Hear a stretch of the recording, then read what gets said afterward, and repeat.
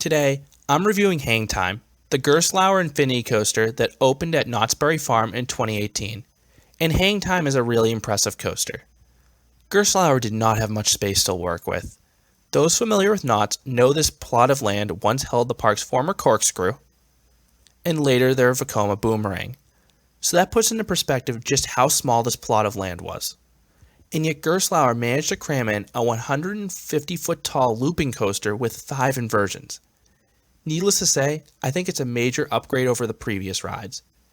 When you approach HangTime, it's easy to get lost in that beautiful mess of track. And that's especially true when you visit Knott's at night. HangTime is one of the most visually stunning lighting packages of any coaster, and it's courtesy of KCL. The track has lights embedded along the track that change colors and follow the coaster as it completes the course. It's absolutely mesmerizing to watch, both on and off ride. Ghost Rider may be the best night ride at Knott's, but HangTime is no slouch either for this reason. HangTime is a 4-car train, and I have a strong preference for the back row. You get far better airtime back there, but more on that in a bit.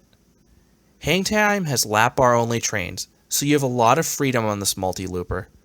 One thing I want to note is that HangTime used to have these super counterintuitive seatbelts when it opened. No one could figure out how to release them without the instructions from ride operators, and this really hurt load times. You would need to push the buckle together before it would release. Thankfully, I noticed more conventional seatbelts were added on my most recent rides this year, so that has really helped capacity. HangTime begins with a vertical lift. Once you crest that lift, you immediately hit a holding brake. Knott's markets HangTime as a dive coaster. I know that's a point of contention among enthusiasts, but I think the holding brake is wilder in HangTime than any of the B&M dive coasters. On those B&M dive coasters, you have an over-the-shoulder restraint that keeps you in place. On HangTime, your entire upper body is free, so it's a pretty freaky feeling as you're leaning forward over this massive drop. Once the brake releases, you whip down the beyond vertical drop, and especially if you're in the back row, you get some incredibly powerful ejector airtime. That's a trademark of any of these Gerstlauer coasters with beyond vertical drops. You then surge up this sizable hill that unfortunately offers no airtime, but it's followed by this tightly twisted dive drop that gives some wild laterals towards the back. You then go through this one-of-a-kind negative G stall loop. Essentially, it's a vertical loop that's stretched out at the top, so the vehicle stalls out a bit and you get some hang time. But this is sort of the weird part. This is the only hang time you get on this ride, and you'd think there'd be more considering what it's called. But alas, there isn't.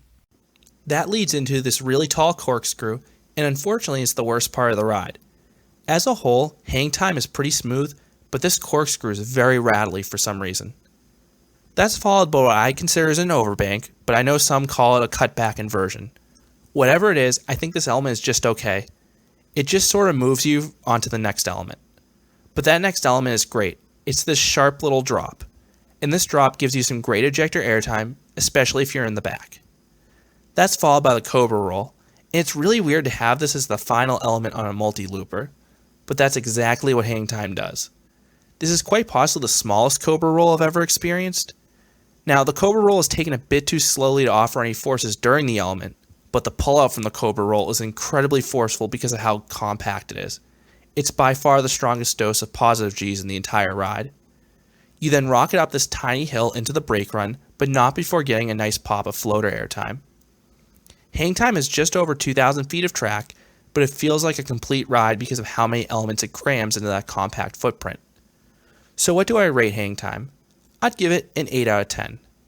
HangTime's elements are all over the place. You have great ones like that first drop in Speed Hill, good ones like that negative G stall loop and Cobra Roll, and meh ones like the corkscrew and overbank. But ultimately the entire package is a good one, and the ride is very re-rideable thanks to those lap bar restraints. Do you like HangTime? I'd love to hear your thoughts about Knott's Berry Farm's newest roller coaster down below. Thanks for listening, and subscribe for more coaster reviews here at Canopy Coaster.